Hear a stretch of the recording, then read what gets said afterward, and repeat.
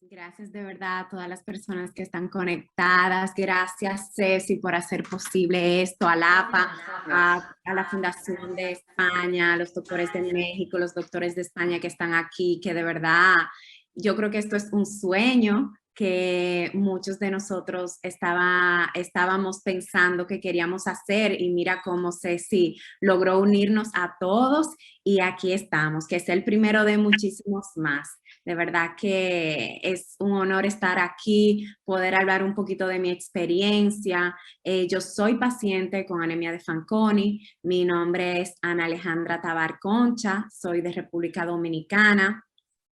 Y realmente el camino con la anemia de Fanconi puede ser tan diferente para cada familia y tan igual en muchas cosas, porque siento que a veces las historias pueden hasta repetirse, podemos escuchar historias y nos sentimos muy identificados, los pacientes, las familias, y sin embargo, cada paciente es diferente.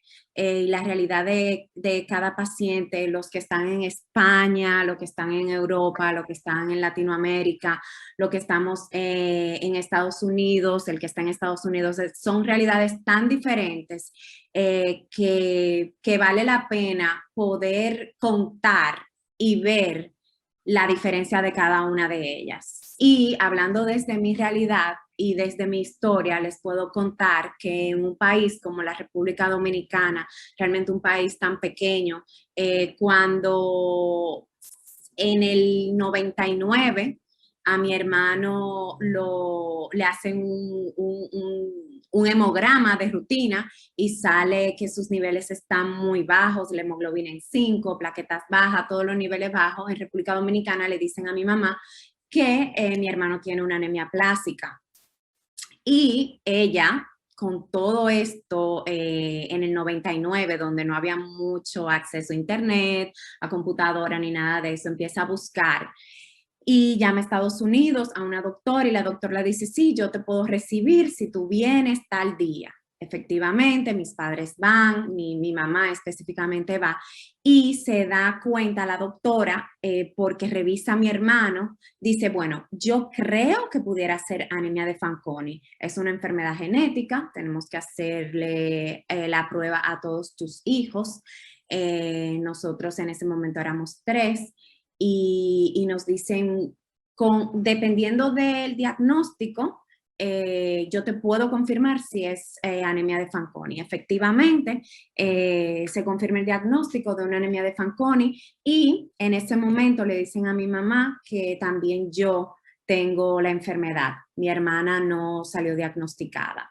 Entonces ya en ese camino, en ese momento, la preocupación era mi hermano, tenía una falla en la médula muy importante, una falla grave que tenía que hacerse transfusiones semanalmente. Primero empezó cada 2 semanas y bueno, al final ya necesitaba transfusiones semanales. Y en ese camino de mi mamá buscar, la doctora, luego que le dé el diagnóstico, le dice, bueno, pues yo te recomendaría que vayas al Instituto Nacional de Cáncer en Estados Unidos, el NIH, para ver si hay algún tratamiento que él pueda acceder en ese momento. Y efectivamente mis padres van allá y allá le empiezan a dar un tratamiento con andrógenos a mi hermano, que era estudio solamente, se estaba estudiando. Ahí lamentablemente no se ve nada positivo, y a mi hermano se le desarrolló una leucemia.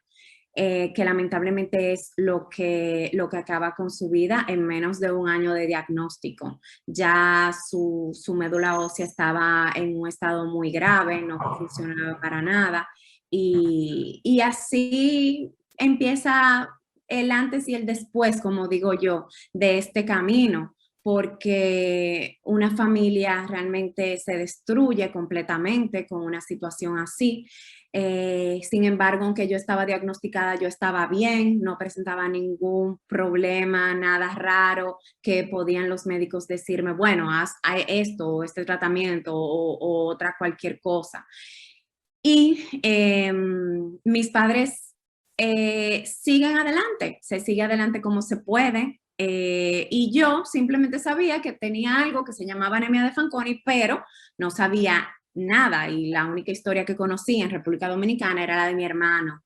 12 años después, porque tengo un dolor de estómago muy fuerte, duré acostada como 3 días, voy al médico.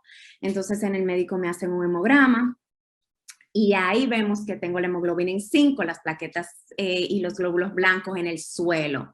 Ahí es donde voy a un doctor, voy al doctor que también vio a mi hermano en su momento.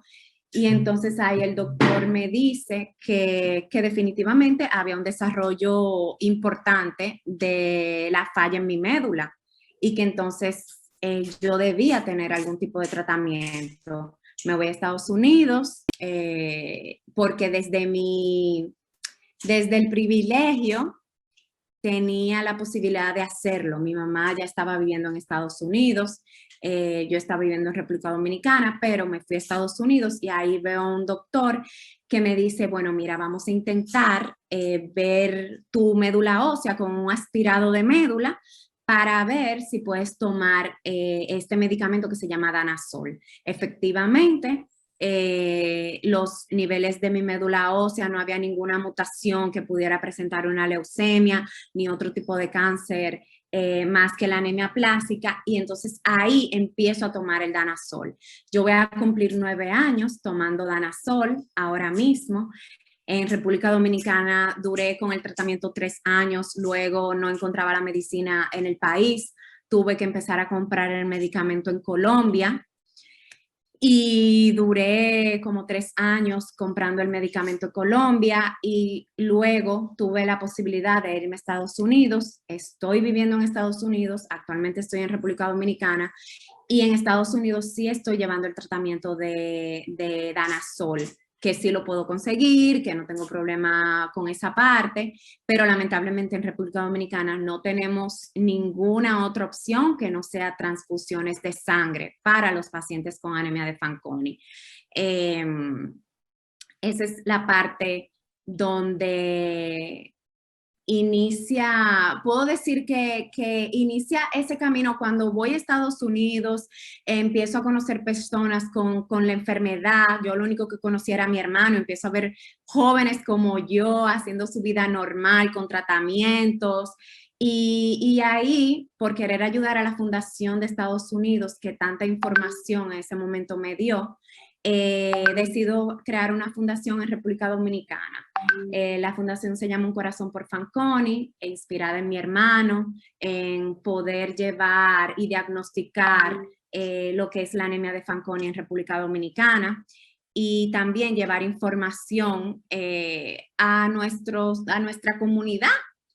Y así inicia este camino. Para mí como adulta, lo más importante es tener acceso a todos los médicos que yo pueda, a mi otorrino, a mi hematólogo, hacerme aspirados de médula anuales. Eso es muy importante, se lo digo a todos los pacientes. Cuando hay un fallo en la médula ósea, es importante que se hagan aspirados de médula anuales, porque esa es la manera de saber si hay alguna mutación que nos tenga que llevar a un trasplante o a otro tipo de tratamiento.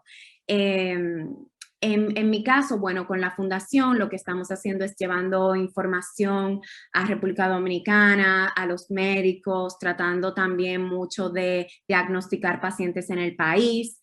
Y lamentablemente los pacientes que hemos conocido han fallecido. Los pacientes de República Dominicana, solamente tenemos una paciente que ahora mismo está solamente haciendo transfusiones de sangre y bueno, sabemos lo difícil que es para una familia y en mi país que no hay cultura de donación de sangre, se puede volver muy, muy complicado.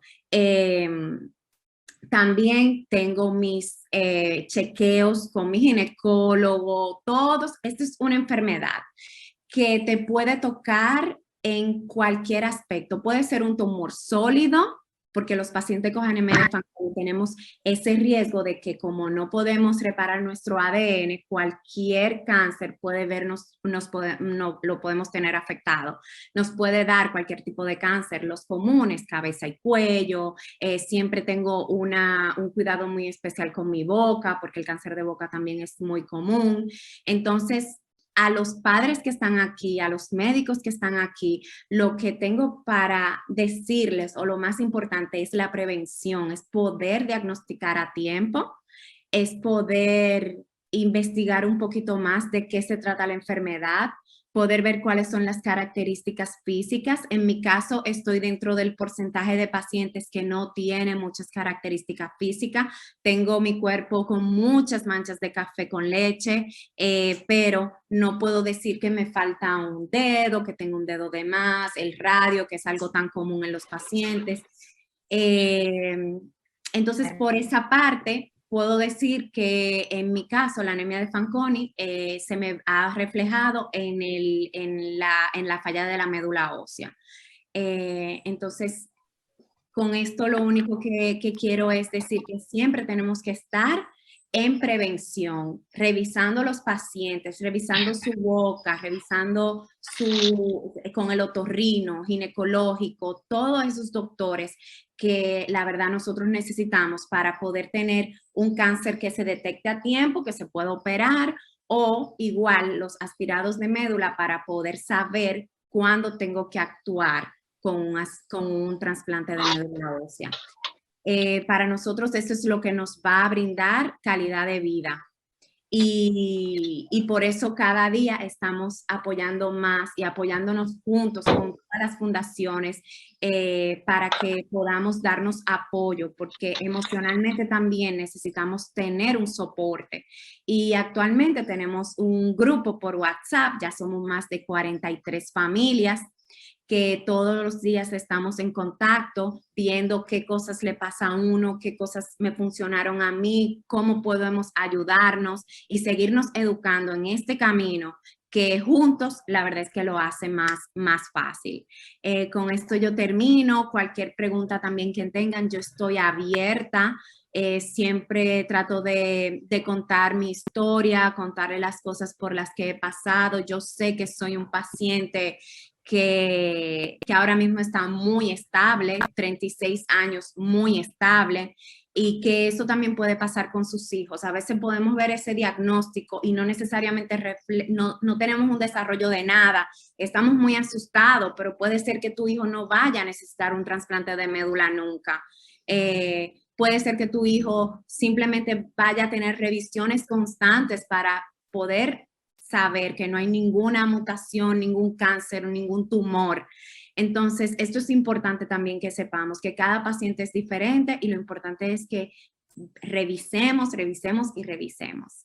Muchísimas gracias de nuevo. Cualquier pregunta, siempre voy a estar disponible. Me pueden escribir a uncorazonporfanconi@gmail.com y también ahí van a poder encontrar nuestro WhatsApp por Instagram, por Facebook, y ahí siempre vamos a estar disponibles para ustedes. Gracias.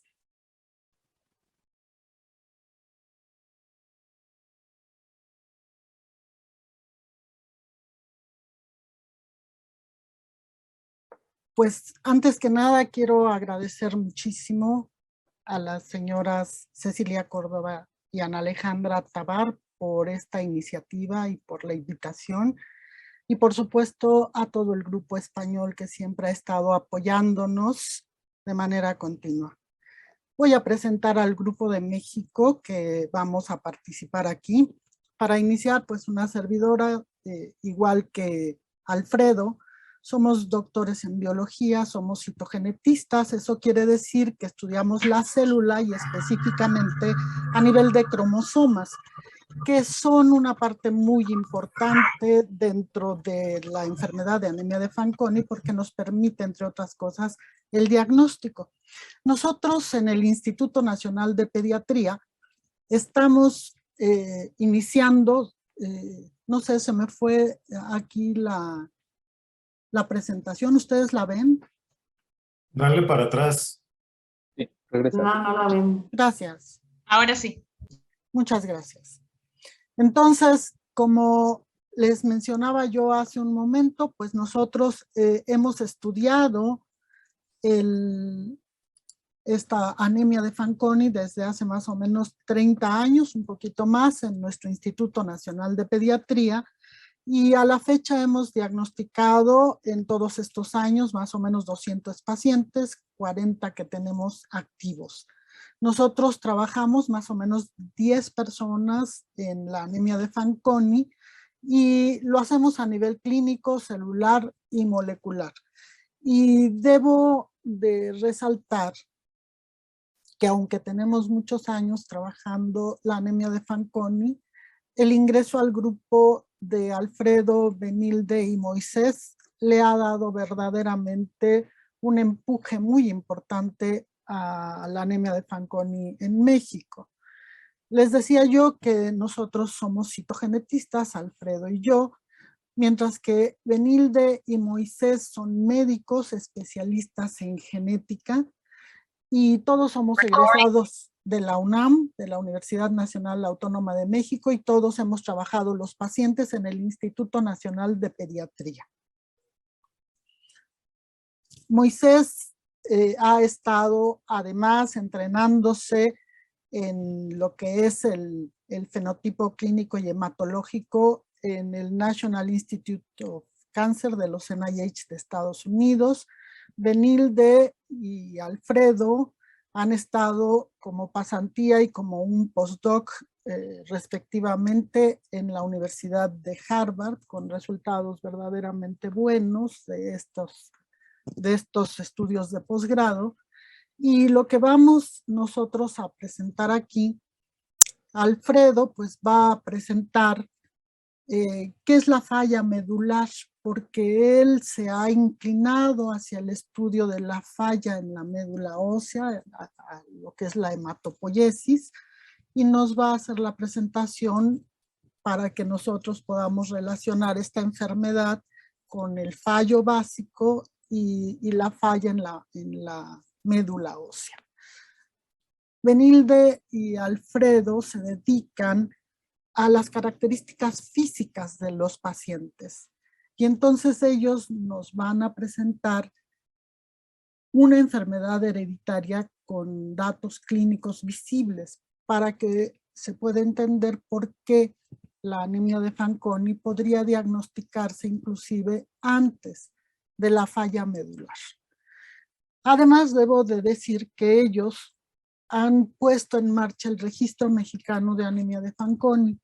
Le llamamos RAFMEX, muy importante para que todos nosotros podamos aprender mucho más sobre lo que es las características físicas, moleculares, hematológicas y celulares de nuestros pacientes.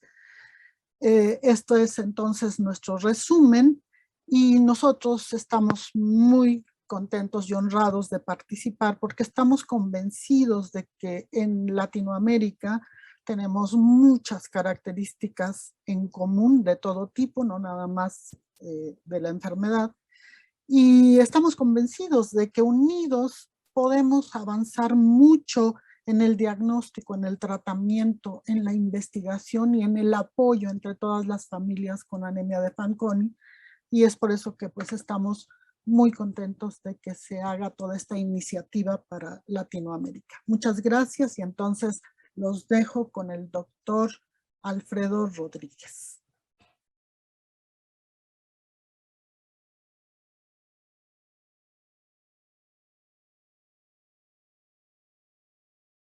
Bueno, buenas tardes, ya es mediodía en México, buenas tardes en México, en Argentina y buenas noches en España. Yo soy el doctor Alfredo de Jesús Rodríguez Gómez. Les voy a platicar hoy un poco en los próximos 10 minutos, de manera muy concisa, qué es la falla medular o fallo de la médula ósea. Y como decía Ana Tabar al principio, es una de las primeras características que podríamos detectar en los pacientes con anemia de Fanconi. Si los pacientes con anemia de Fanconi no nacen con ninguna malformación, quizá no nos enteremos de que tienen anemia de Fanconi, que padecen esta enfermedad, sino hasta que ocurre la característica que da nombre a la enfermedad, y esto es la falla medular o fallo de la médula ósea. Yo soy investigador de la Universidad Nacional Autónoma de México y del Instituto Nacional de Pediatría. Entonces vamos a platicar un poco sobre qué es la falla medular o fallo de la médula ósea. Esto les puse yo aquí, palabra larga a recordar, y de la que vamos a estar hablando mucho todo el tiempo, es la hematopoiesis. Puede ser una palabra a veces un poco complicada o larga, pero es muy importante tenerla en cuenta, porque precisamente anemia de Fanconi se trata de esto, de hematopoiesis. ¿Y qué es? Es el proceso de formación de la sangre, de todas las células de la sangre, y esto ocurre adentro de los huesos. Entonces, les preparé algunas caricaturas aquí. Cuando pensamos en un ser humano y pensamos en los huesos, es importante recordar que los huesos adentro tienen contenido. Y ese contenido es lo que conocemos como la médula ósea. Entonces, ustedes que tienen a sus niños o sus pacientes con anemia de Fanconi, van a estar escuchando muy frecuentemente médula ósea, médula ósea, médula ósea. Bueno, ¿eso qué es? Es lo que tenemos en el interior de nuestros huesos, y ahí vamos a tener a las células de la sangre y a células que les dan soporte. Es la casita en la cual van a estar viviendo las células de la sangre. Esto es la médula ósea, y es lo que hace un rato les decían, cada año es importante estudiar cómo está la médula ósea de nuestros pacientes, porque dentro viven las células madre de la sangre o células troncales de la sangre, y tenemos que estar muy atentos de ellas en nuestros pacientes con anemia de Fanconi. Y como les decía, alguien especial vive en estas médulas óseas. ¿Quién es? Es lo que conocemos como la célula troncal hematopoyética o célula madre de la sangre. La hematopoiesis es la formación de células de la sangre y se lleva a cabo gracias a la célula troncal o célula madre de la sangre. Y tenemos aquí una representación, yo les pongo esta representación en color morado, y adentro de estas células vamos a tener algo muy importante, que son los cromosomas. En los cromosomas está empaquetado nuestro material genético, nuestro DNA. Entonces, bueno, ahí vamos a tener estas células troncales. Recuerden, estos cromosomas son muy importantes, manténganlo en mente. Vamos a seguir hablando de ellos más adelante. ¿De qué se encarga la célula troncal? La célula troncal se encarga de producir los distintos tipos de células de la sangre, y entonces en el equipo, en el team de las células de la sangre, pues vamos a tener muchos tipos de células. Vamos ahorita a hablar brevemente de cada una de ellas en términos sencillos y en términos generales. Entonces, esta célula troncal va a producir todos estos tipos de células de la sangre. ¿Y a quiénes podemos tener? Podemos tener a los glóbulos rojos, que también los conocemos como eritrocitos, y ellos se encargan de transportar oxígeno por todo el cuerpo, y esto para los niños es muy importante para poder hacer todas sus actividades, correr, andar haciendo travesuras, ir a la escuela. Necesitamos que haya transporte de oxígeno.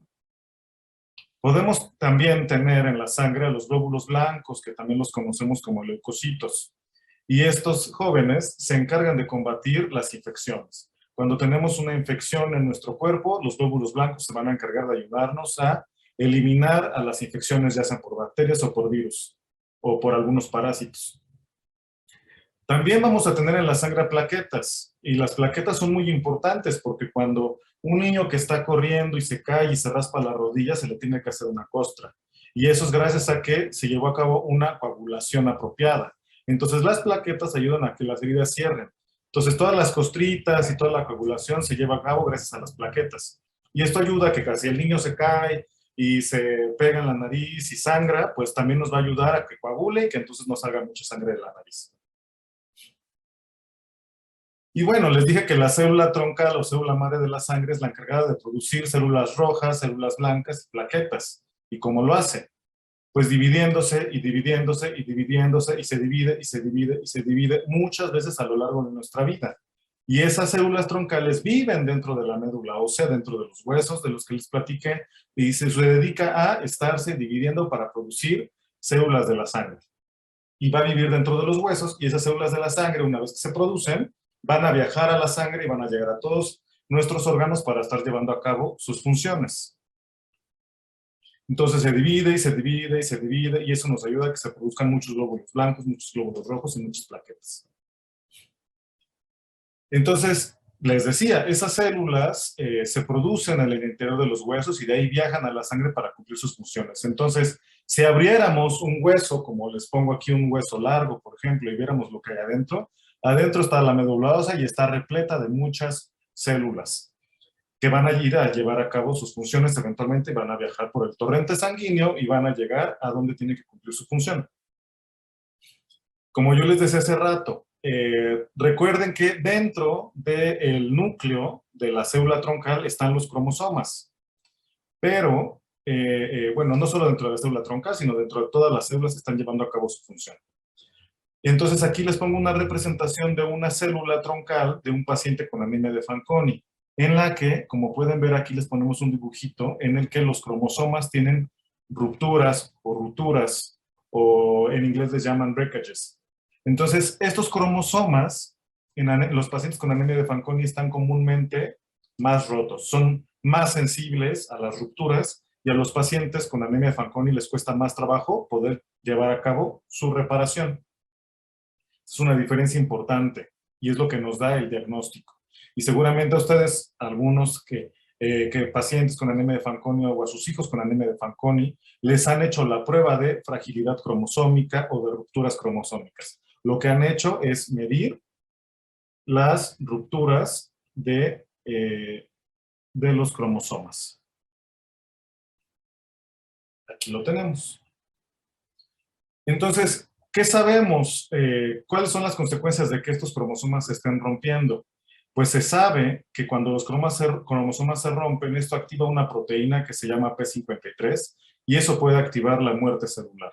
Entonces, cuando tenemos muerte celular de las células troncales, la consecuencia es que, a diferencia de una persona sana, en la que va a haber una médula ósea con muchas células, en un paciente con anemia de Fanconi, esa activación continua de esta proteína P53 va a producida por los cromosomas, va a producir que en la médula ósea de los pacientes haya pocas células de la sangre y que en consecuencia también en la periferia haya pocas células y eso nos lleva a las manifestaciones de los pacientes. La anemia, la trombocitopenia o las leucopenias con las cuales algunos de ustedes ya deben de estar familiarizados y eso va a hacer que nuestros niños se cansen más rápido, que no coagulen bien, que tengan más moretones o que también tengan infecciones recurrentes. Y eso se debe a esta deficiencia en la producción de células. Y una cosa que sabemos también recientemente es que para contrarrestar a P53, el cuerpo de los pacientes con anemia de Fanconi hace un esfuerzo que implica la activación de otra proteína o de otro gen que se llama MYC, a manera de balancear.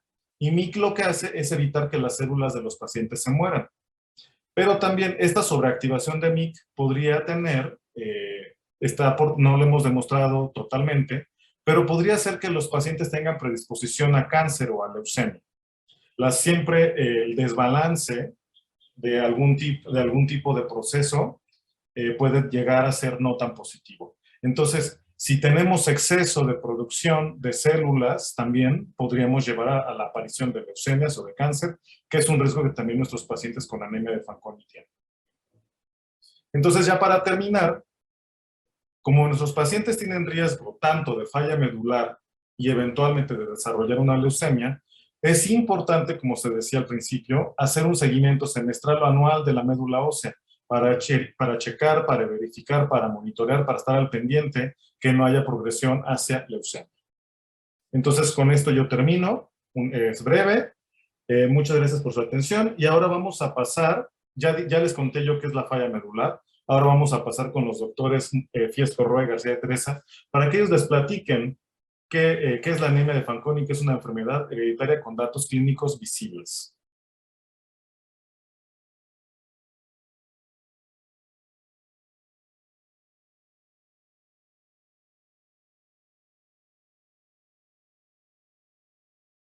Quisiéramos, antes que nada, agradecer la invitación de Ceci y las facilidades de la LAPE para poder llevar a cabo esta jornada tan importante.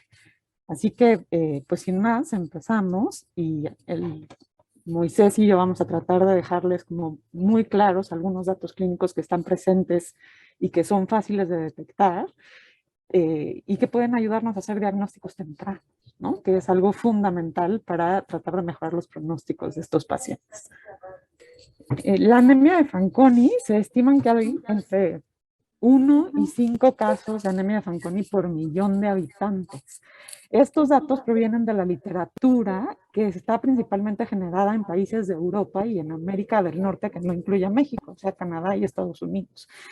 Y pues un poco si tratamos de extrapolarlo al resto del mundo, y en este foro en particular pensamos cuántos casos hay en Latinoamérica o cuántos podríamos esperar, si hay alrededor de 650 millones de habitantes en toda Latinoamérica que hablan español, esperaríamos que hubiera entre 646 y 3.230 personas con anemia de Fanconi en nuestros países. Y desde escuchar estas cifras podemos estar seguros de que no tenemos identificado a todos los que son. Ya que esta es una jornada que se hace alrededor de Argentina, pues les presentamos el caso en particular de Argentina, en donde hay 45 millones de habitantes y que tendríamos que esperar por lo menos 45 casos de anemia de Fanconi y hasta unos 225. Por lo que nos dice Ceci Córdoba, el grupo argentino de anemia Fanconi únicamente tiene identificados a 4 pacientes en Argentina. Esto no quiere decir que los demás no estén, sino más bien que no están diagnosticados. Así que estamos seguros que en Argentina, como en el resto de los países de Latinoamérica, hay un subdiagnóstico o no se están identificando a todos los pacientes que tienen esto.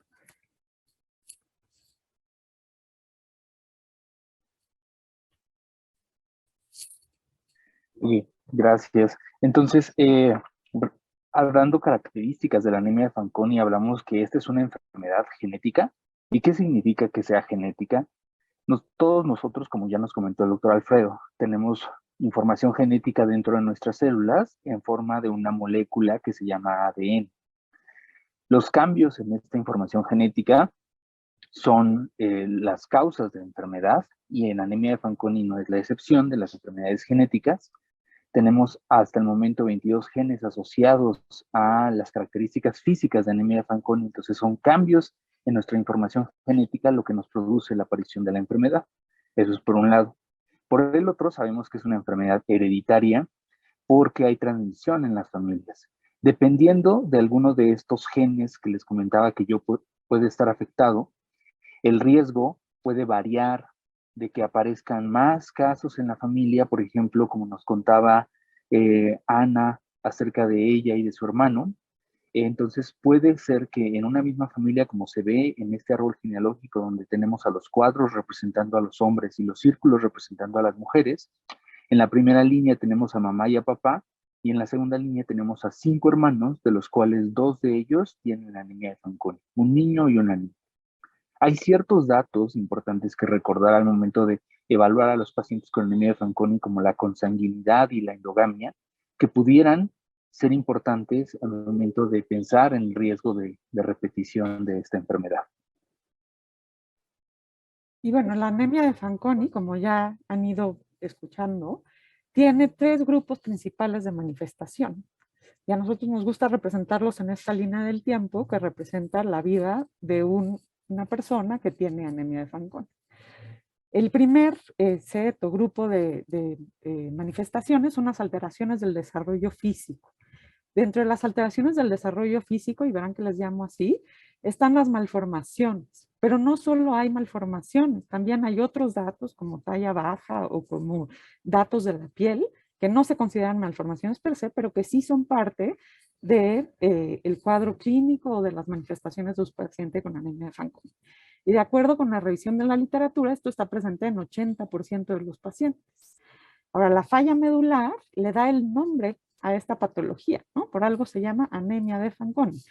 Y se describe que 96% de los pacientes con anemia de Fanconi van a presentar en algún momento falla medular. Y finalmente, el tercer grupo de manifestaciones son las manifestaciones neoplásicas, oncológicas o de cáncer. Y esto está descrito por ahora en la literatura que alrededor de 20% de los pacientes las padecen. Y pues hay como 2 grandes grupos de manifestaciones oncológicas, que son las leucemias, que se presenta generalmente alrededor de los 12 años de edad, y los tumores sólidos que se presentan en la tercera década de la vida con mayor frecuencia. Ahora es muy importante que vean, y como les decía Ana en su intervención, que no todos los pacientes van a tener las mismas manifestaciones. Vean ahí que habrá pacientes que pueden solamente tener falla medular, ¿no? Y otros que a lo mejor tengan tanto manifestaciones físicas como falla medular, como además el desarrollo de alguna neoplasia, ¿no? Y la verdad es que si vemos con lupa o a lo mejor más bien con ojos entrenados sobre las alteraciones del desarrollo físico, lo más probable es que podamos identificar datos en todos los pacientes, aunque no se hayan reportado en la literatura, que es lo que estamos viendo acá. Ahora, dentro de las características físicas que les comentaba la doctora, hay algunas que aparecen juntas de forma muy frecuente. Clásicamente, los pacientes con anemia de Fanconi, y aquí tenemos la foto de una de nuestras pacientes, tienen alteraciones físicas que corresponden a este acrónimo, que es el acrónimo Bacter. Este acrónimo nos ayuda a saber cuáles son las letras que simbolizan cada una de las alteraciones principales del acrónimo: vertebral, anal, cardíaco, traqueoesofágico, renal, extremidades e hidrocefalia, que se decía al principio que están presentes en Agus. Por otro lado, estas son las clásicas reportadas en Fanconi. Sin embargo, recientemente creó otro acrónimo que también captura características físicas que son muy frecuentes en pacientes con anemia de Fanconi, como las pigmentarias de la piel, la cabeza pequeña, las alteraciones en los ojos, en el cerebro, las alteraciones a nivel de oídos, tanto estructurales como funcionales, la talla baja de la cual les hablaba la doctora Benilde. Estos dos acrónimos son importantes de recordar porque nos ayudan muchísimo cuando estamos valorando a pacientes en la consulta y podemos sospechar anemia de Fanconi incluso antes de que empiece la falla medular, porque la mayor parte de estas alteraciones están presentes ya al nacimiento.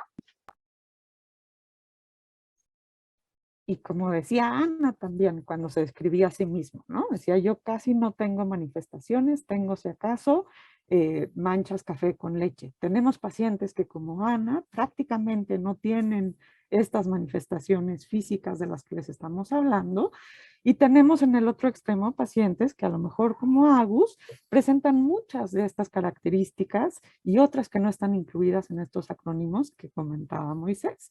Y en medio tenemos pues cualquier variabilidad posible. A esto le llamamos expresividad variable. E insistimos en que no todos los pacientes que tienen anemia de Fanconi necesariamente van a presentar todas las mismas cosas, aunque sí cosas que se imbrincan y que se comparten. Dentro de las características que se comparten y que además son visibles al momento de la primera valoración física, están las características de la cara. En la literatura clásicamente está descrito algo que se llama como facies de anemia de Fanconi o cara de anemia de Fanconi. Seguramente a todas las personas de aquí, cada vez que yo les digo síndrome Down, les viene a la mente la carita de una niña o un niño con síndrome Down. Para nosotros que estudiamos anemia de Fanconi, las caritas de anemia de Fanconi son muy parecidas. Son datos que comparten todos estos pacientes que están viendo aquí. Hay algunas características que quiero recalcar, como esta facies triangular, es decir, con el mentón un poco más puntiagudo de lo normal y que hace como que el triángulo está invertido. También podemos ver alteraciones o características a nivel de los ojos, como ojos muy hundidos y pequeñitos, como si teniendo sueño los pacientes, porque tienen algo que se llama ptosis palpebral, que es la caída del párpado. Además, tenemos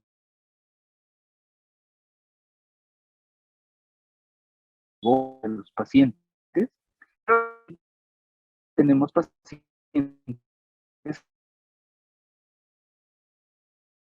en alteraciones. Entonces vemos otra vez el espectro del que hablaba la doctora Benilde, desde datos muy, muy marcados hasta datos muy, muy sutiles.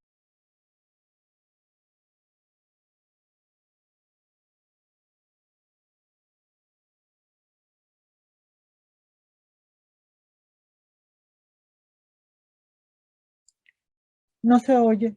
No, perdón, es que traía retraso mi computadora, les pido una disculpa. Otra de las características que puede ser visible desde la primera consulta es al revisar las extremidades superiores, ¿no? Y si nosotros vemos todas las fotos que están del lado izquierdo, son manos que se ven muy normales, ¿no? Tienen los 5 dedos, los pulgares están del tamaño esperado y son manos que se ven completamente normales. Y de hecho, por lo menos la mitad de los pacientes no van a tener ninguna manifestación a nivel de las manos. Si vemos la siguiente columna de manos, verán que son manos que no se ven completamente normales, pero tampoco hay una clara ausencia o ganancia de alguno de los dedos.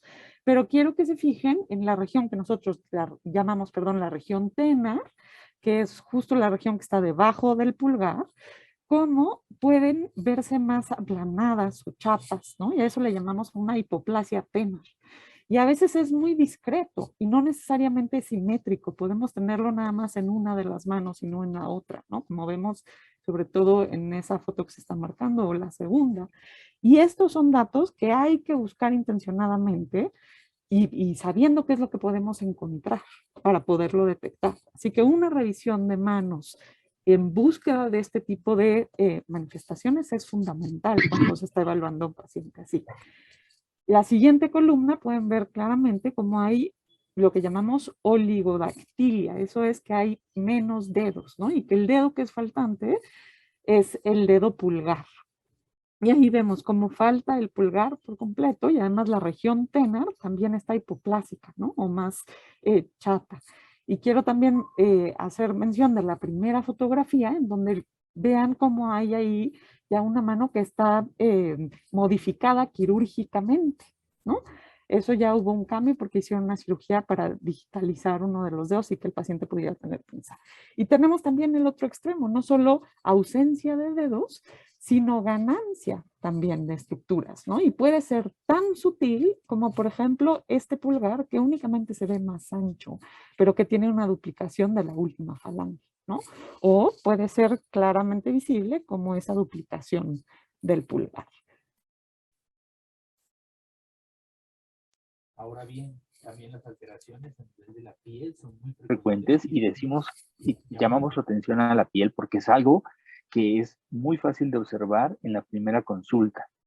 Podemos tener alteraciones de la pigmentación de la piel, como estas manchas hiperpigmentadas que se ven de bordes irregulares y como deshilachados, describen nuestros colegas de dermatología, o también manchas que son hipopigmentadas, es decir, más claras o más oscuras que el color generalizado de la piel. Por otro lado, vuelvo a llamar su atención a esta hiperpigmentación periorificial, es decir, los orificios que se encuentran en la cara, por ejemplo, alrededor de los ojos o alrededor de la boca, presentan esta hiperpigmentación, un cambio, un aumento en la coloración que también es clásico en los pacientes con anemia de Fanconi, así como el aumento en el número de lunares.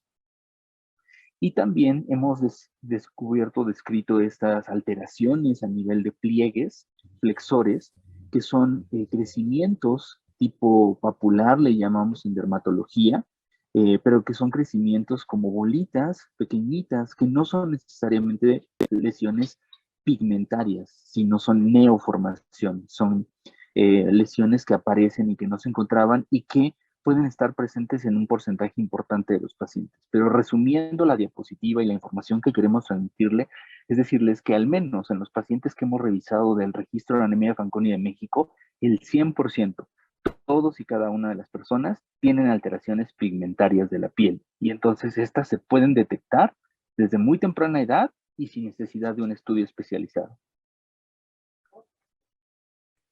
Otro dato que está disponible como muy fácil y que a lo mejor no necesita como ningún estudio muy difícil de conseguir, es tratar de evaluar la talla de los pacientes, ¿no? Vean ustedes que si nosotros revisamos en la literatura los reportes de los pesos al nacimiento, van de 1.5 kilos a 2.6 en los pacientes que están a término, con una mediana de 2.02 kilogramos.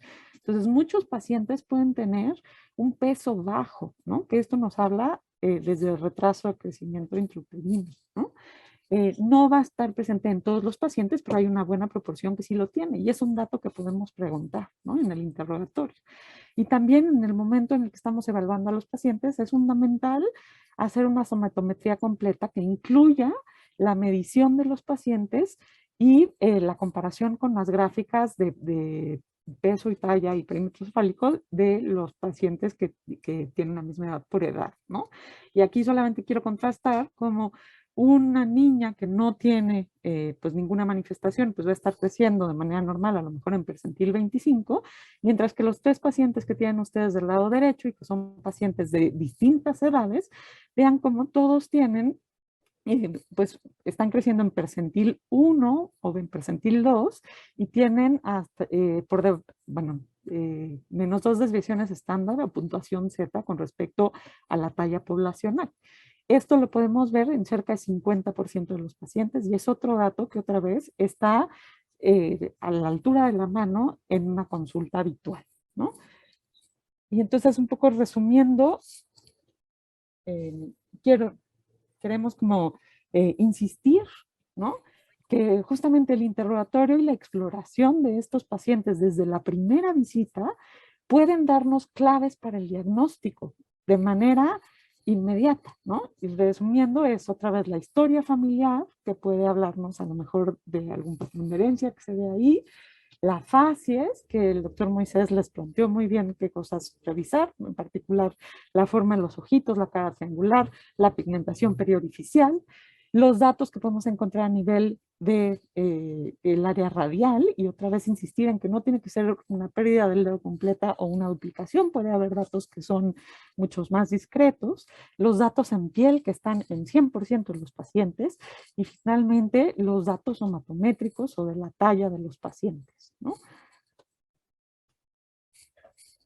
Para concluir, queremos platicarles acerca del registro de anemia de Fanconi de México, que ha sido un esfuerzo materializado de una idea de la doctora Sara Frías de hace mucho tiempo, y en el cual nosotros tenemos como base el Instituto Nacional de Pediatría, donde diversos servicios colaboramos para crear y manejar este registro, apoyado por otros hospitales a lo largo del país. Es un esfuerzo nacional que también se nutre de todas las referencias de los médicos referentes y médicas que envían a sus pacientes con sospecha de anemia de Fanconi, apoyado por fundaciones como Un Corazón por Fanconi de Ana, y todo eso en el marco de poder auxiliar a las familias con anemia de Fanconi y conocer sus características, ya sea dermatológicas, hematométricas, de facies, y que esto al final pueda impactar directamente en beneficio de las familias con anemia de Fanconi.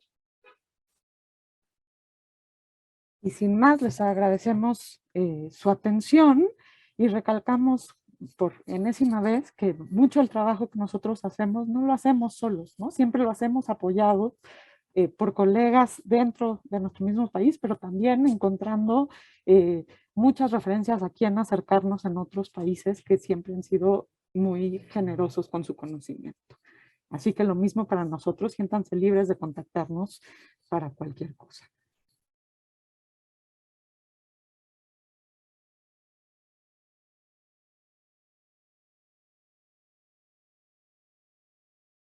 Bueno, mi nombre es Aurora de la Cal y os voy a presentar la Fundación de Anemia de Fanconi en España y os voy a contar muy brevemente qué es lo que hacemos desde nuestra fundación. En 2003, un pequeño grupo de investigadores, médicos, familiares y pacientes se reunieron en Madrid por primera vez y allí se decidió crear la Asociación Española de Anemia de Fanconi, hasta el año 2016 en que se decidió dar un paso más y convertirse en Fundación Anemia de Fanconi. Los motivos por los que se pasó de asociación a fundación fue principalmente los beneficios fiscales que podían atraer a más colaboradores y la transparencia, porque al final la forma de trabajar para los pacientes ha seguido siendo la misma. La Fundación Anemia de Fanconi en España está dirigida por un patronato. Este patronato está compuesto por familiares de pacientes, padres y madres de pacientes, un paciente, Hay 2 médicos especialistas en anemia de Fanconi y 2 investigadores especialistas en anemia de Fanconi también. La secretaria es Alicia de las Heras, que es madre de una niña con anemia de Fanconi. Y luego está la secretaría y apoyo a pacientes, que estoy yo. Ahora voy a ver acá. La misión de la fundación, pues, ser una referencia y orientación para los padres cuando reciben un diagnóstico de anemia de Fanconi. Ponemos en contacto a familias y pacientes con especialistas en anemia de Fanconi. No importa de dónde nos llegue la consulta, puede llegar de España o de diferentes países del mundo, atendemos a todas las consultas. Ponemos en contacto a familias y pacientes para intercambiar entre ellos sus experiencias.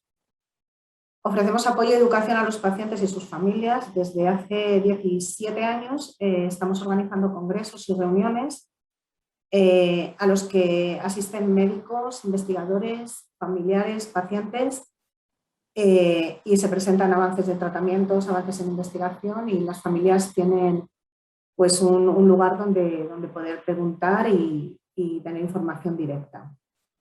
También tenemos guías informativas donde de forma muy resumida damos las revisiones que tendrían que tener los pacientes con anemia de Fanconi. Tenemos unos grupos de apoyo dirigidos por una paciente voluntaria y nuestra página web y redes sociales donde ponemos todas las noticias relevantes que pueda haber sobre la anemia de Fanconi.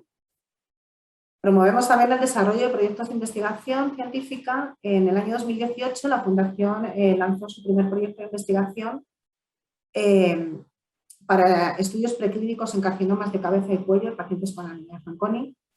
El proyecto fue financiado con 150.000 euros para 3 años y bueno, esto se consiguió gracias al esfuerzo de familiares, pacientes y amigos de la Fundación durante muchísimos años para recaudar este dinero.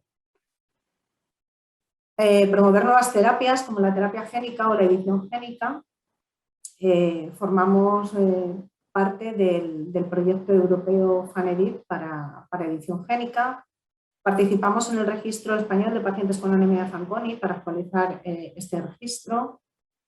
Para dar a conocer la enfermedad entre profesionales de la salud y mejorar su diagnóstico, invitamos a todos nuestros congresos y reuniones a especialistas y médicos de todas las áreas que pueden afectar a los pacientes con anemia de Fanconi. Para visibilizar los problemas con anemia de Fanconi entre las autoridades sanitarias y la sociedad en general, somos socios activos de FEDER, es la Federación Española de Enfermedades Raras, y estamos también en el directorio de Orfanet. Y también formar parte y participar en la creación de grupos internacionales con otras organizaciones de anemia de Fanconi en el mundo es uno de nuestros objetivos. Participamos desde hace años con la FARC en sus congresos anuales. Estamos dentro del grupo europeo de anemia de Fanconi, donde ahora mismo estamos 9 países europeos. Y bueno, ahora estamos empezando a tener una nueva andadura con todos vosotros. Los recursos de los que disponemos en la Fundación son las aportaciones de amigos de la Fundación. Ahora mismo más o menos tenemos como 170 afiliados con cuotas fijas, donaciones puntuales de amigos y familias, becas y ayudas que solicitamos para proyectos a organizaciones privadas, el trabajo de voluntarios, actividades que hacemos desde la Fundación que las promueven familiares y pacientes, sorteos, lotería de Navidad, en fin, una serie de cosas para recaudar fondos y algunos servicios de alguna empresa privada. No disponemos hasta el momento de ninguna financiación pública. Los obstáculos con que a veces nos encontramos, la salud pública española afortunadamente cubre todos los tratamientos que los pacientes con anemia de Fanconi necesitan. Pero sí es verdad que las políticas de salud independientes que hay en nuestro país a veces dificultan poder atender a pacientes de unas comunidades a otras en centros más especializados. Y otro de los obstáculos es el desconocimiento de la anemia de Fanconi entre pediatras y hematólogos que hace que el diagnóstico de los pacientes no sea tan temprano como nos gustaría.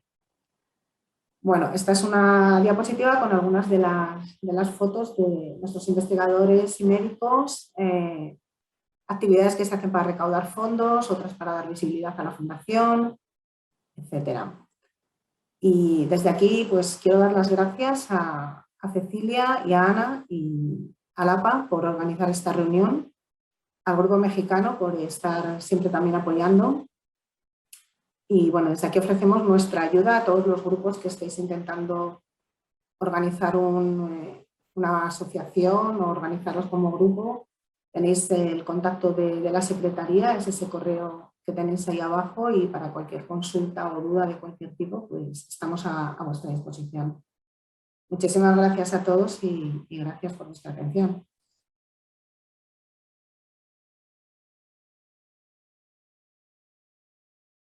Vale, bueno, buenas tardes a todos. Lo primero, bueno, gracias por la invitación, tanto desde la otra parte del mundo como desde aquí como representante del Grupo Español junto con Aurora. Es todo un honor e intentaré dejar un poco el campo o el listón donde mis predecesores habían dejado, ¿no? Como digo, yo soy Josune, soy hematóloga en el Hospital Niño Jesús, dentro del grupo del doctor Sevilla, y en los próximos minutos os intentaré dar alguna pincelada o repasar algunos de los tratamientos más comunes o importantes que empleamos a día de hoy en el tratamiento de fallo medular de los pacientes con anemia de Fanconi. Como ya han adelantado Alfredo y compañía, bueno, pues sabemos que es el fallo medular es uno de los problemas más importantes, ¿no?, de esta enfermedad, porque, bueno, pues en pocos años de vida, la mayoría de los niños, ¿no?, hasta el 80%, en los primeros 10 años de evolución, desarrollarán un fallo medular, siendo una de las principales características de la enfermedad, como se ha repasado con anterioridad. ¿Qué podemos decir en cuanto a la evolución? Bueno, pues la evolución puede ser variable. Podemos considerar que 1/3 de los pacientes pueden mantener cierta estabilidad en ese grado del fallo medular o de la evolución, pero la mayoría, como hemos visto con antelación, 2/3 progresarán a un fallo más avanzado, motivo que les harán candidatos para algún tipo de tratamiento. Por esto, en las últimas décadas, ¿vale?, ha habido un auge importante, un desarrollo importante de distintos tratamientos, ¿vale? No solo con la intención de curar, incluso, ¿por qué no?, para prevenir esa evolución del propio fallo medular. Os estaba contando que lo primero tendremos que clasificar este abanico de opciones terapéuticas que tenemos y, bueno, pues me he aventurado a clasificarlos como los clásicos, ¿vale?, y los que tenemos en investigación, que seguramente en los años próximos nos traerán más opciones o ampliarán ese abanico a nivel de la práctica clínica. Pero a la hora de clasificar, otra forma de desglosarlos es aquellos que van a ser curativos o los que van a tener un papel de soporte o de puente, por así decirlo. La piedra angular hasta ahora de estos tratamientos curativos ha sido y es el trasplante de progenitores hematopoyéticos. Entre los que hacían el papel de tratamiento puente o de soporte, uno de los más empleados, como ya varios pacientes nos han contado en primera persona, son los andrógenos, ¿vale? Pero dentro de estos nuevos que vienen apareciendo, bueno, pues uno de los candidatos que intentará en el futuro o en los próximos años cogerle un poco el terreno, ¿no?, al trasplante de progenitores en el sentido de tener la idea curativa será la terapia génica o es la terapia génica. Y por otra parte tenemos un montón de moléculas o fármacos que están siendo investigadas como tratamiento de soporte o puente para llegar a esa opción de tratamiento curativo. Como comprenderéis, no tenemos tiempo para revisar todos los tratamientos que se están ensayando, pero brevemente repasaremos cada uno de ellos.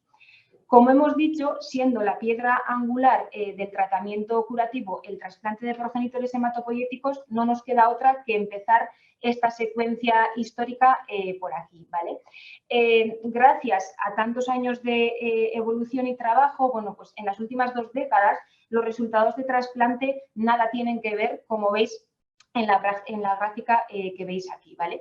Y eso ha sido gracias a 2 hitos importantes, es decir, dos de las preocupaciones o complicaciones que siempre hemos tenido, ¿no?, en nuestros pacientes cuando nos animábamos o teníamos el momento idóneo para hacer el trasplante, eran los relacionados con esa sensibilidad que nos ha contado Alfredo de estas células, ¿no?, de ese DNA que no tiene capacidad de repararse.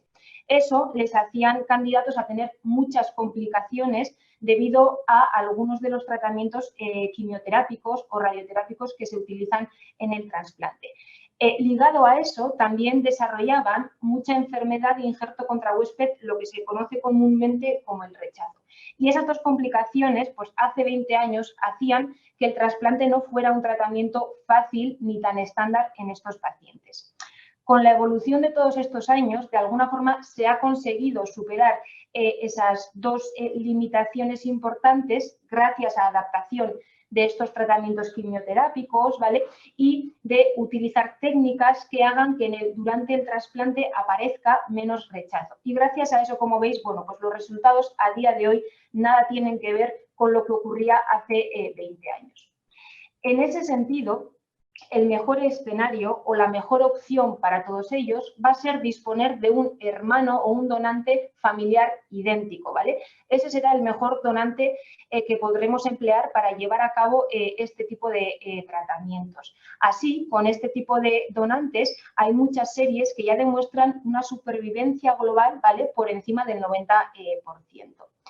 ¿Qué es lo que nos puede ocurrir? Bueno, pues como ocurre en muchos casos, no todos los pacientes van a tener un donante familiar idéntico, ¿vale? Partimos, como recordáis, de una enfermedad genética donde no va a ser fácil tener esa disponibilidad. En esos casos, lo más habitual es que vayamos a los registros mundiales con la idea o intención de intentar encontrar un donante no familiar, es decir, no emparentado, pero que sea idéntico, ¿vale? Y hasta hace muchos años, bueno, pues este tipo de trasplantes tampoco eran la práctica clínica estándar o habitual. ¿Por qué? Porque a pesar de ser idénticos, bueno, el hecho de no ser familiares siempre añade alguna dificultad, alguna disparidad en la pequeña letra de la identidad genética, y eso hacía que los resultados o las supervivencias globales no fueran tan buenas. A día de hoy, como veis en la gráfica de abajo, bueno, pues cada vez los resultados son mejores, ¿vale?, con supervivencias globales cercanas al 65%. A pesar de eso, la principal complicación o problema de todos ellos cuando salimos de ese campo estándar ideal de un hermano idéntico, bueno, sigue siendo el rechazo. Y por eso, fuera del trasplante ideal, que es el del hermano, bueno, pues siempre hay que hablar del riesgo-beneficio, es decir, fuera del HLA idéntico o de ese hermano que nos permite trasplantar a un paciente, cuando nos planteamos hacer un trasplante en estos pacientes, siempre tenemos que tener en mente esa balanza de entre el riesgo y el beneficio que pueda suponer. Y yendo un paso más allá de esa primera diapositiva que os he demostrado, a día de hoy incluso se hacen trasplantes más alternativos, es decir, trasplantes más dispares en esa identidad genética entre el donante y el receptor que va a ser nuestro paciente. Ahí están los trasplantes, por ejemplo, haploidénticos, ¿no?, que Agus ha comentado al inicio de la jornada. Todavía los trasplantes haploidénticos se siguen considerando experimentales, es decir, es importante descartar, ¿no?, las opciones previas existentes, y una vez lleguemos a la conclusión de que es el momento y que la opción mejor que nos queda para ese paciente en concreto es un trasplante haploidéntico, bueno, pues intentar manejarlo en un centro de referencia para que el resultado sea lo más equiparable. Pero, como veis también, pues gracias a los avances que hemos hecho en estos últimos años, incluso los trasplantes alternativos o los considerados como alternativos, las supervivencias están acercándose a los donantes idénticos, como veis en esta gráfica, ¿no?, y más aún a los no idénticos. Por tanto, ¿por qué no? Es una alternativa a tener en cuenta para todos estos pacientes en los que no tenemos un hermano idéntico para utilizarlo. ¿Y qué pasa fuera del contexto del trasplante? ¿Qué podemos hacer dentro de la práctica clínica habitual, fuera de investigación o ensayos clínicos, cuando no tenemos un donante o una opción idónea para trasplante? Bueno, pues podemos intentar aprobar esas opciones de soporte que decíamos o de puente. Entre ellas, uno de los más empleados y conocidos son los andrógenos, ¿vale? Dentro de los andrógenos tenemos distintos subtipos, pero quizás el más extensamente utilizado y el más conocido pueda ser el danazol. Este tipo de fármacos han demostrado respuestas aceptables, incluso del 68% de ellos, ¿vale? Siendo esa respuesta duradera y mantenida hasta durante 3 años, ¿vale? Si no me equivoco, Ana nos ha contado su propia experiencia con más tiempo de evolución. Y esa respuesta ocurre a expensas de muy pocos efectos tóxicos. Quizás el más llamativo suelen ser los efectos virilizantes secundarios. En todo caso, bueno, están aceptados como una buena opción o una alternativa como soporte de esa hematopoiesis que nos ha introducido también Alfredo al principio. ¿Y qué ocurre cuando salimos de lo clásico? ¿Qué tenemos en investigación y qué tenemos en esperanza para que sea la alternativa a todo esto que hemos hablado? Bueno, pues ahí de forma obligada tenemos que hablar, ¿no?, de la terapia génica y de algunos de los fármacos que se están probando también dentro de protocolos de investigación, por así decirlo. Por tanto, tenemos que tener en cuenta que todavía no son práctica clínica estándar, ¿vale? Porque todavía necesitamos más tiempo de evolución para asegurar sus datos, digamos, de eficacia y seguridad. Como digo, saltando a este campo de investigación, bueno, pues la reina y la estrella de la que tenemos que hablar es la terapia génica. Para aquellos que no estáis iniciados en lo que es la terapia génica, podemos decir que es una terapia experimental que utiliza genes para tratar enfermedades. Es decir, intentamos mediante una tecnología, una maquinaria muy avanzada, introducir esa información genética defectuosa o esa información genética que nos falta en nuestras células madre, ¿vale? Para que generemos una información correcta. Es decir, se puede asemejar, como veréis a continuación, a un trasplante de las propias células del paciente que han sido tratadas de una forma específica en un laboratorio pues muy puntero, por así decirlo. Y esto sería un poco la secuencia, ¿no?, que describiría lo que se hace. Es decir, tenemos al donante y al paciente, que es la misma persona. Como nos han enseñado, ¿no?, sacaremos de su médula esas células madre, para que esas células madre en un laboratorio avanzado, bueno, sean tratadas para insertar o meter en la célula esa información genética defectuosa que tenemos. De manera que estas células que proliferarán, como nos han enseñado al principio de la charla, generarán una información ya corregida. Y esas células con información corregida se van a devolver otra vez al propio paciente, van a ser infundidas otra vez en el propio paciente.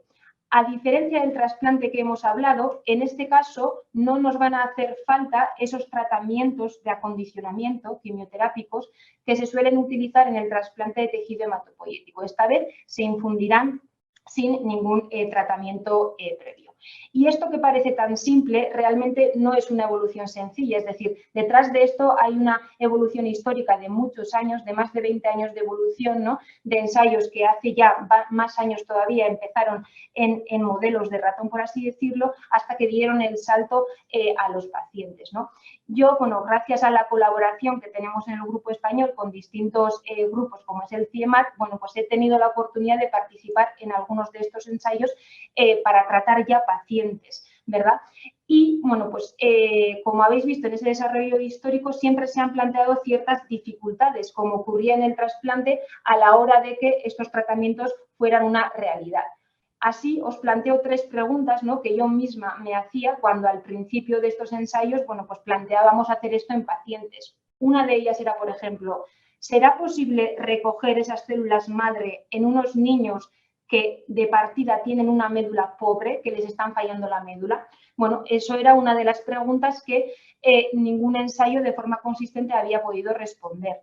Otra de las preguntas era si esas células que manipulábamos en un laboratorio, al infundir a un paciente, podrían encontrar su sitio en la fábrica de la sangre y empezar a producir, digamos, nueva sangre. Bueno, era una pregunta que tampoco estaba del todo contestada. Y finalmente, ¿no?, la curiosidad clínica era si ese tratamiento sería capaz de resolver el problema del fallo medular que tenían esos pacientes. Para eso, insisto, bueno, pues hemos tenido la oportunidad de participar en varios ensayos clínicos que han intentado contestar esas preguntas. ¿Y cómo ha sido la respuesta? Bueno, pues hemos visto en estos últimos 6 años que es posible, sí es posible, recoger esas células madre a estos niños que tienen cierto grado de fallo medular.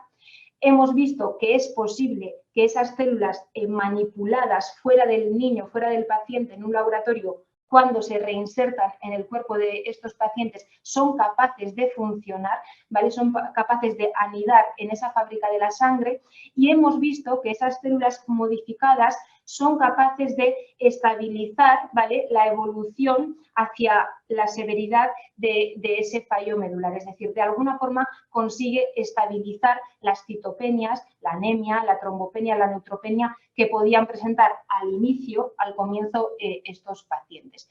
Desde luego, bueno, pues todas estas lecciones que hemos ido aprendiendo en los últimos 6 años en la práctica nosotros, y ya en 20 años con el desarrollo de todos estos protocolos, podemos decir que a día de hoy es un tratamiento seguro que demuestra eficacia, sobre todo en aquellos pacientes que se tratan de manera más temprana, es decir, en estadios más precoces de ese fallo medular. Y eso ha permitido avanzar a nuevos protocolos de terapia génica, como por ejemplo nos ha introducido también Aurora, ¿no?, el Fanedid, que todavía no es una realidad en la clínica, pero que ya está haciendo su camino para llegar a ese punto.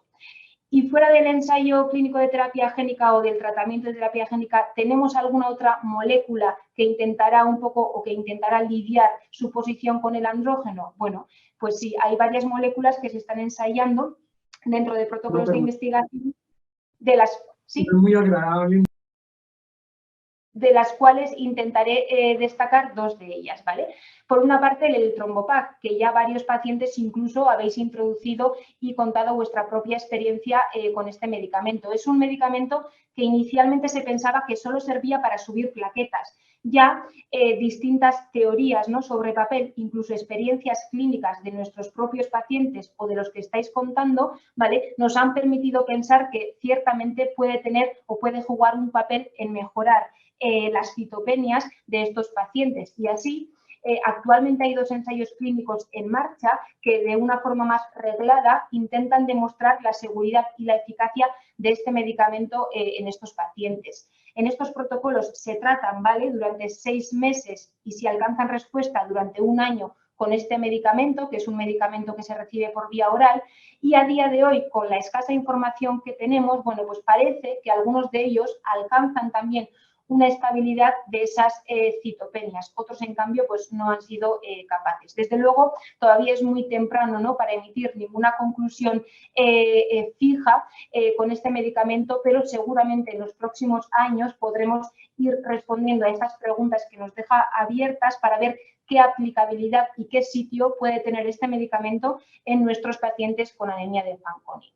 Y finalmente me gustaría hacer alguna breve mención sobre la metformina. Quizás es un medicamento más familiar para todos, puesto que lo asociamos con la diabetes, por ejemplo, ¿vale? ¿Cómo actúa o qué papel puede jugar en la anemia de Fanconi la metformina? Bueno, pues parece ser que en el fallo medular de la anemia de Fanconi, digamos que se producen ciertos radicales o moléculas tóxicas en esa fábrica de la sangre. Parece que la metformina, ¿vale?, puede reducir alguna de ellas, que por ejemplo son los aldehídos, ¿vale? Y además tiene una ventaja añadida a esa mejoría de la citopenia, y es que parece que incluso puede disminuir el riesgo de las neoplasias. Por eso podemos decir que podría hacer efecto por esas 2 vertientes, mejorando el fallo medular y disminuyendo el riesgo de las neoplasias gracias a este mecanismo de eliminar ciertos tóxicos que podemos generar en un fallo medular en un paciente con anemia de Fanconi. Ocurre con la metformina, ¿vale? Es un medicamento que también se está ensayando y se ha enseñado, ¿vale?, en algún congreso, algún resultado que habla de cierta eficacia y de momento de seguridad. Pero insisto que todas estas son moléculas, tratamientos y estudios que todavía en los años venideros, en los próximos años, nos tienen que aportar todavía más información.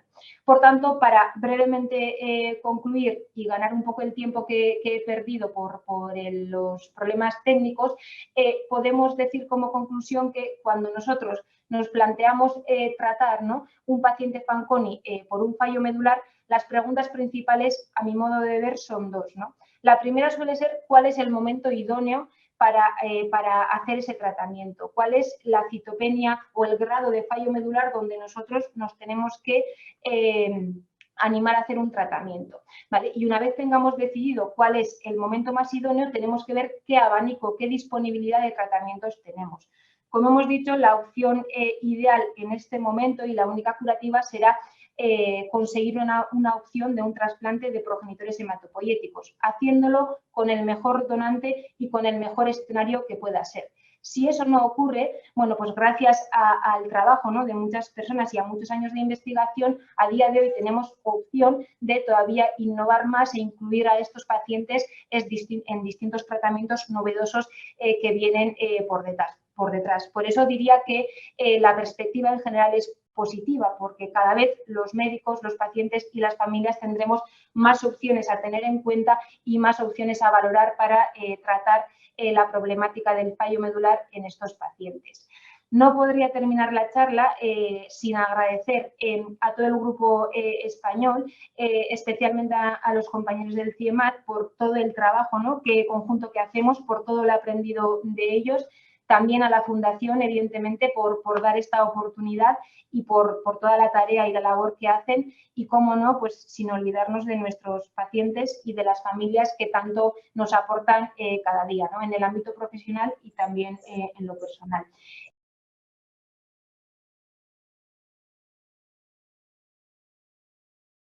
Bueno, mi nombre es Fernanda Lu, yo soy bioquímica y pertenezco al laboratorio de citogenética del Hospital Garrahan.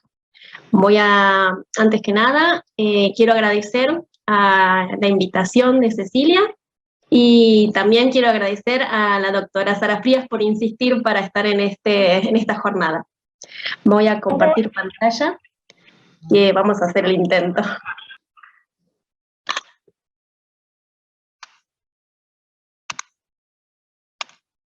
Bien. Bueno, como dice mi ponencia, ¿qué herramientas tenemos para el diagnóstico de anemia de Fanconi? Y voy a intentar contarles cuál es la experiencia que tiene el Hospital Garrahan.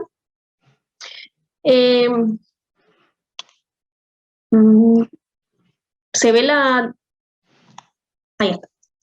Bueno, perfecto, se ve bien. El laboratorio de citogenética del Hospital Garrahan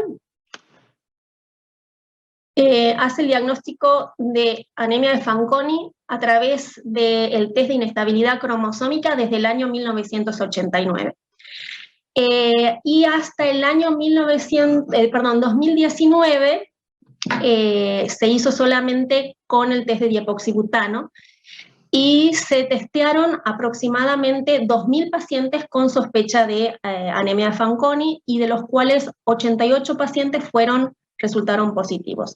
¿Por qué hago la salvedad de que hasta el año 2019 se hizo solamente la prueba de diepoxibutano?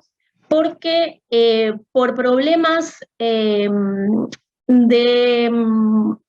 conseguir el insumo, fundamentalmente, a partir ya del año 2014 empecé a buscar algunos trabajos para incluir o para empezar a poner a punto la técnica de mitomicina C, que es un clastógeno de más fácil obtención o era más fácil de conseguir, debido a que, como la gente que hace citogenética, todos sabemos de que el diepoxibutano es explosivo y la forma de transportarlo desde los Estados Unidos a la Argentina es por barco, y por ese motivo el transporte era mucho más caro que lo que cuesta el mismo insumo.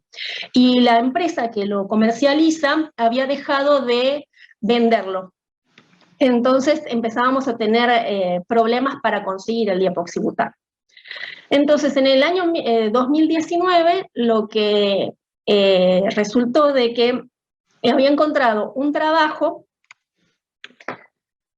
que es el que está acá, que me resultó muy novedoso, muy cómodo en realidad, porque utilizaba una sola concentración de mitomicina C, que era una concentración de 50 nanogramos por mililitro, que el trabajo lo que decía es que era una concentración ideal porque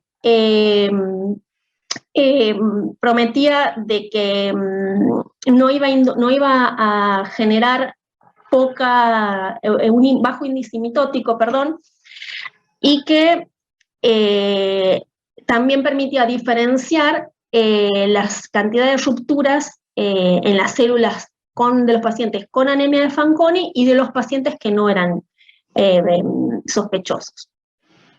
Entonces, lo que yo decidí hacer era largar en forma paralela a todos aquellos pacientes que entraban al laboratorio con sospecha de anemia de Fanconi el test de diepoxibutano siguiendo la técnica de Auerbach, que es la forma en la que se venía haciendo, y la técnica que citaba este trabajo.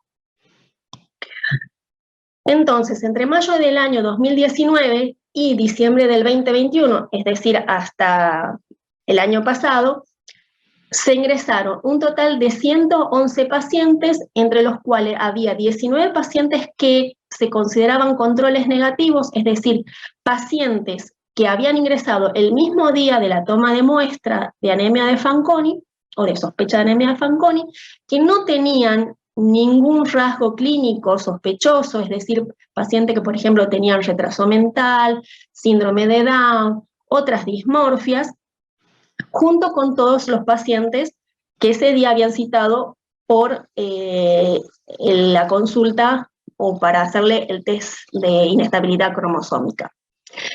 Y se les hacía paralelamente a ambos grupos el test de diepoxibutano y el test de mitomicina C con las concentraciones que se detallan. ¿Cómo es la técnica? Nosotros la técnica que hacemos de diepoxibutano es un cultivo de linfocitos estimulado con fitohemaglutinina.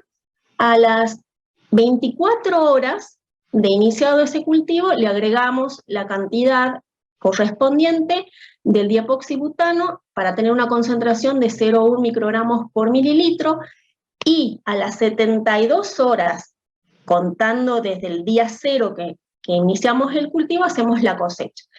En cambio, la mitomicina C es desde el mismo día que iniciamos el cultivo, se agrega en un determinado volumen para tener una concentración final de 50 nanogramos por mililitro. Y a las 72 horas también se produce la cosecha. Estos son, digamos, todas las formas técnicas, citogenéticas, etcétera, que no viene al caso por ahí para el auditorio en general. Lo otro interesante que tenía este trabajo es que la forma de análisis es como se hace de rutina.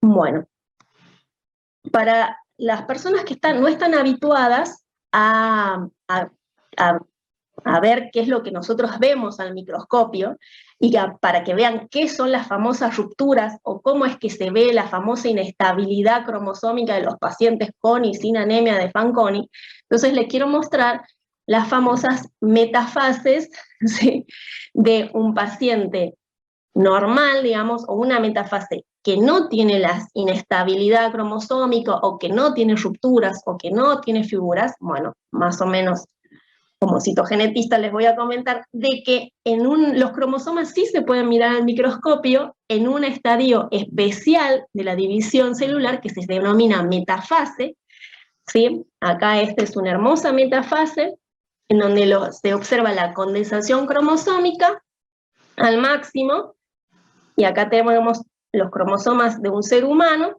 y esta es una metafase normal en donde vemos que la integridad de cada cromátide y de cada cromosoma, y esta es una metafase tipo de un paciente con anemia de Fanconi.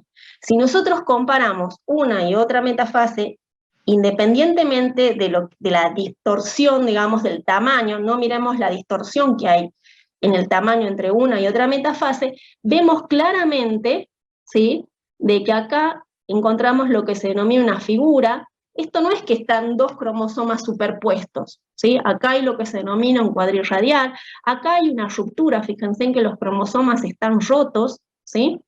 Y acá hay una hermosa figura polirradial, ¿sí?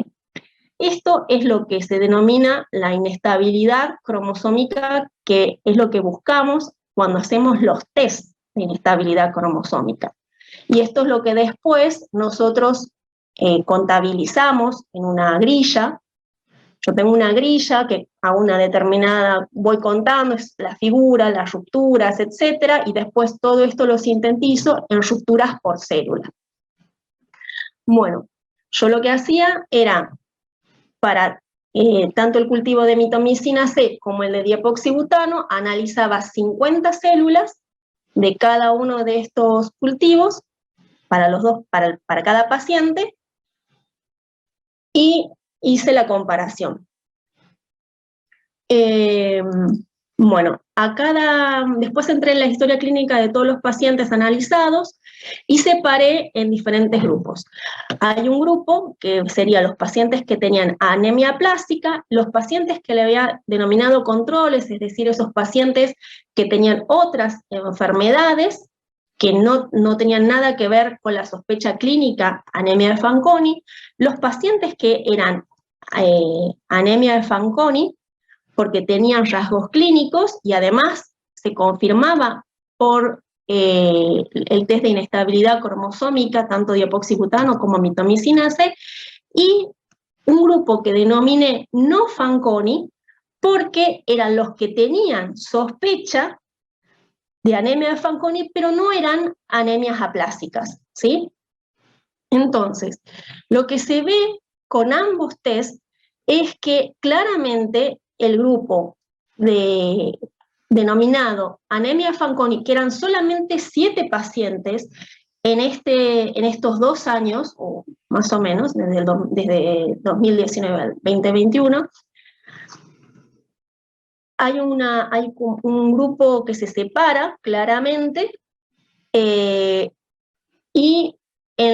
la ventaja que siempre tuvo y tiene el test de diepoxibutano es que es un todo o nada. Eso es lo más maravilloso y lo más lindo, y por eso va a ser siempre el gol estándar, que el valor de las rupturas cromosómicas por células siempre es más bajo en comparación con los pacientes con anemia de Fanconi. En tanto, en el caso de la mitomicina es más alto ese valor cutoff, por eso también había elegido este paper, porque me da una tabla en donde, perdón, en donde me daba un valor que yo lo podía considerar como cutoff y lo podía comparar con lo que yo tenía como cutoff para el test de diepoxibutano. Lo que no sé es si esta cantidad de rupturas que había en los cultivos era debido a la concentración, ¿sí? Que era de 50. Y también cuando analicé el porcentaje de células, aberrantes con diepoxi y con mitomicina, también es claramente las células que no eran de pacientes con anemia de Fanconi, prácticamente son 1 o 2 entre las 50. En cambio, sabemos que los pacientes con anemia de Fanconi, ese porcentaje puede ir del 10% al 100%, mientras que en el caso del test con mitomicina C, es más heterogéneo ese porcentaje. En los controles puede haber células positivas, pero siempre va a ser más importante en el caso de los pacientes con mitomicina C.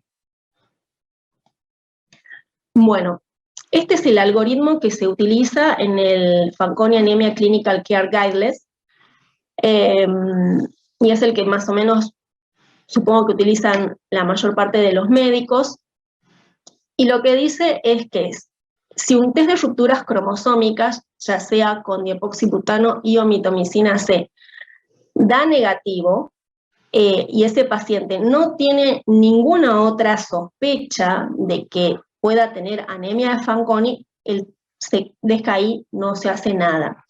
Si hay más sospecha de que ese paciente tenga anemia de Fanconi, posiblemente ese paciente sea un mosaico, y lo que se debería hacer es hacer un test de rupturas cromosómicas en fibroblastos de piel.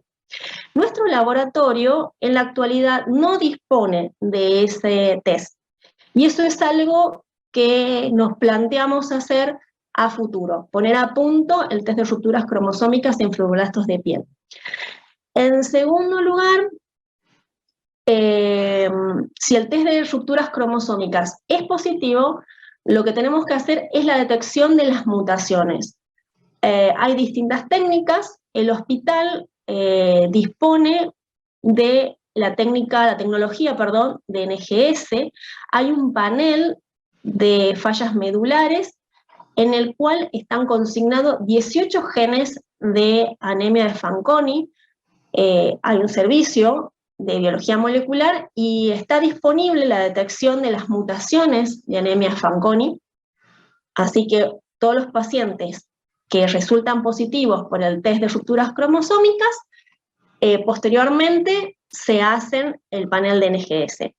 Y nuevamente, si el test es no concluyente, se debería nuevamente hacer lo que habíamos comentado, el test de rupturas cromosómicas sin fibroblasto, también para descartar los mosaicos, o puede ser de que haya otros síndromes de inestabilidad cromosómica que se pueden estar solapando con las anemias de Fanconi. Bueno, como había mencionado al principio, hice un agradecimiento especial a Ceci. Yo a Ceci tenemos una historia un poco, esto es una infidencia, una historia particular por la cual nos conocimos. Bueno, y gracias a ella conocí después a la doctora Sara Frías, y después tuve contacto con varias personalidades del mundo de la anemia Fanconi, y es por esa razón que, si Dios quiere, próximamente voy a estar recorriendo las tierras mexicanas para conocer el laboratorio de la doctora, y la idea es aprender y empezar a poner a punto varias cosas en el laboratorio de citogenética del hospital. También estamos gestionando algunas cosas, hablando con algunos miembros del mismo hospital, de otros laboratorios, para empezar a desarrollar líneas celulares linfoblastoideas a partir de nuestros propios pacientes. Así, cada vez que hacemos las pruebas, que vamos a seguir haciendo mitomicina C y diepoxibutano, porque como les comentaba, tenemos problemas para conseguir el diepoxibutano, hagamos en paralelo un control positivo y un control negativo, y a futuro lo que queremos hacer es poner a punto la técnica de inestabilidad cromosómica en fibroblastos para tener disponible, si bien es cierto de que el 20% de los pacientes con anemia de Fanconi pueden ser mosaico, nosotros, por lo menos desde el que yo estoy en el servicio, nunca se planteó la posibilidad de hacer un estudio, o nunca se planteó la sospecha, pero quizás es porque no los estamos sospechando. Así que no puedo decir de que no lo hayamos tenido, yo creo que es por una situación de que no los estemos sospechando. Así que, bueno, son dos proyectos a desarrollar a futuro. Bueno, muchas gracias por su atención. He dejado mi mail al principio de la ponencia. Cualquier consulta, estoy disponible.